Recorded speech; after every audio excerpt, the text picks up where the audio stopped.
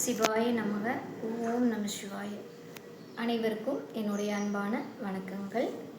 இன்றைய பதிவில் நான் என்ன தலைப்பு பேசுகிறேன் அப்படின்னா, இடம் வாங்கலாமா, எந்த மாதிரி இடம் வாங்கிறதுக்கான கிரக நிலைகள் இருக்கணும் அப்படிங்கிறத பற்றி ஒரு சின்ன பதிவு. ஒருத்தரோட ஜாதகத்தில் இடம் வாங்குறவரோட ஜாதகம், இடம் அப்படின்னாலே இடத்தை குறிக்கிற கிரகம் செவ்வாய், புதன். ராசின்னு பார்த்துட்டிங்கன்னா கன்னி.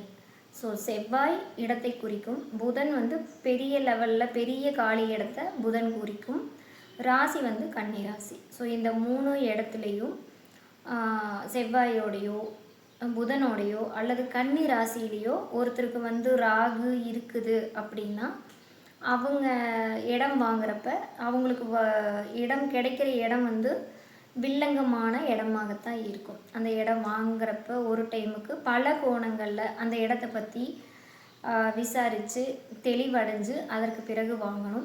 எப்படி வாங்கினாலும் அவங்களுக்கு இடம் சம்பந்தமான பிரச்சனைகள் உறுதியாக இருக்குது. மேலும் பார்த்திங்கன்னா, இடத்தை கொடுக்குறவரோட ஜாதகத்தில் அதே மாதிரி கன்னி ராசிலேயோ அல்லது அவரோட ஜாதகத்தில் செவ்வாய் கூடையும் புதனோடையும் ராகு கேது இருந்தாலும் அவங்கக்கிட்ட நீங்கள் இடம் வாங்கினீங்கனாலும் அந்த இடம் பிரச்சனையில் முடியும். ஸோ கேஸ் நடக்கிற மாதிரி இருக்கும். இடம் வாங்கினதுக்கப்புறம் வில்லங்கத்தினால ஏதாவது ஒரு கேஸ் யாராவது எங்கேயாவது ஏற்படுத்தியிருப்பாங்க.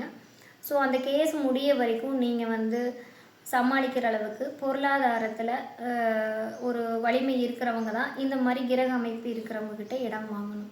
ஸோ இதையெல்லாம் நீங்கள் பார்த்து இடம் வாங்கினா அதற்கு பிறகு பிரச்சனைகள் இல்லாமல் தவிர்த்துக்கலாம். ஸோ இது எல்லாம் உங்களுக்கு ஒரு அவேர்னஸ் பதிவாக நான் கொடுக்குறேன்.